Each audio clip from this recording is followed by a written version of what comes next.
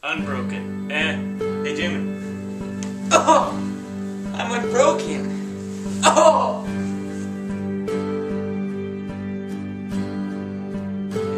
Alright, Unbroken. Unbroken is a true story of Olympic athlete Louis Zamperini, who was captured by the Japanese during World War II. Yeah, and that's basically the movie.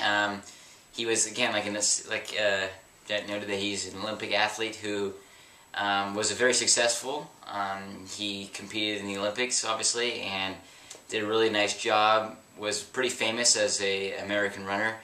And again, yeah, he was captured. He was forced 47 days on a, well, Before he was captured. Yeah, before he was captured, he was on a raft for 47 days with some of his colleagues and endured a lot of struggles there. And then again, was eventually captured by the Japanese and held hostage and, you know, beaten and put into different camps, and it was very difficult for him. It's pretty brutal what he went through. I mean, 47 days on a life raft with two other guys, I mean, that's just crazy by itself. With no food, they had to catch stuff in the water, that's crazy. Then to get captured by the Japanese, just get beaten and almost broken like he was. They just wanted to beat him down.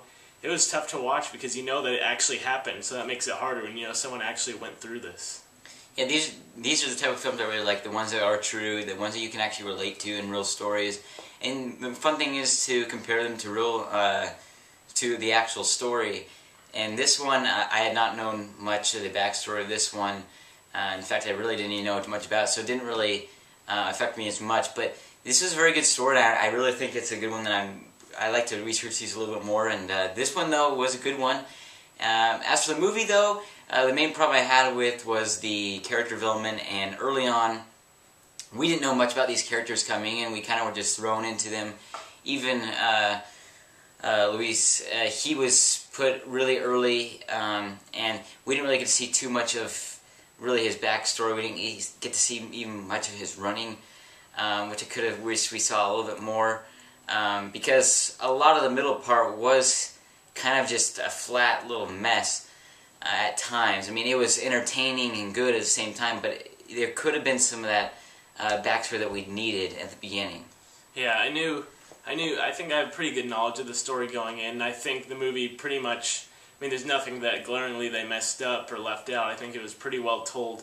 But it's directed by Angelina Jolie, and she does a pretty good job of just like shot. The film looks good. It's shot well, but I think the problem with the movie was the tone is just flat the entire time. I couldn't tell you what the climax of the movie was. You'd think you could pick it out, but really it's just flat the entire time. Nothing really happens. No characters are really there to care about except for Louis, the main character. No one else is really there. They're getting beaten, and you're supposed to care for because they're American soldiers, but there's nothing. I couldn't even tell you anyone else's name in the movie except for him, because the movie just solely focuses on him, and I think it really loses sight of the big picture when he does get captured by the Japanese, because it's so focused on him getting beaten and trying to break him. It kind of loses sight of what it was trying to set up before that. Yeah, I hate to 100% agree. Like I said, it was really kind of flat in the middle area. The characters, again, that was the main issue. There was really no character development, really, besides, you know, like I said, Louis, he was really the only person in this movie that was even looked at as a character that they could even tell anything really about.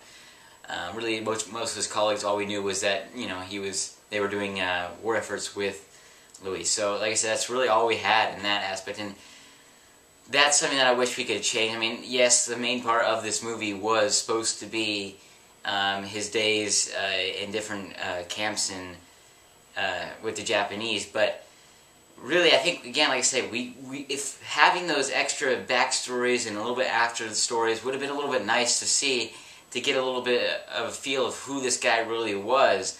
Because really, the main part I was waiting for was kind of the after pictures of the real people, because I wanted to know a little bit more about this person, how, you know, he affected the world. But, you know, in this movie, I just don't think it does justice enough. Yeah, that's exactly it. When I saw the last stuff where they usually show in movies like this, where they show the real characters now, I was like, why couldn't you put that in the movie? That's so interesting, the stuff it talks about him. Like the Japanese, the main soldier that beats him, it talks about him. I was like, why couldn't we get that in the movie instead of hearing about it in a 30-second little montage at the end? I think this movie was so driven on showing him getting beaten and that he wouldn't break, that it lost sight of its story and its character and what it was trying to accomplish. 100% agree with you, and that's why I'm going to give this movie a 7.25 out of 10. Again, very solid movie. I think it's still worth a watch, especially if you know the story a little bit, or even if you don't know and you like the true stories like I do. I think they're really good. One of the movies I liked before was Captain Phillips. I liked that movie because it was true. And this one, again, same type of thing. And you know, that's why I gave that the score. Yeah, for me, this movie, I really, really wanted to like it as it was going on, but the tone just never shifted. It was all one note the entire movie.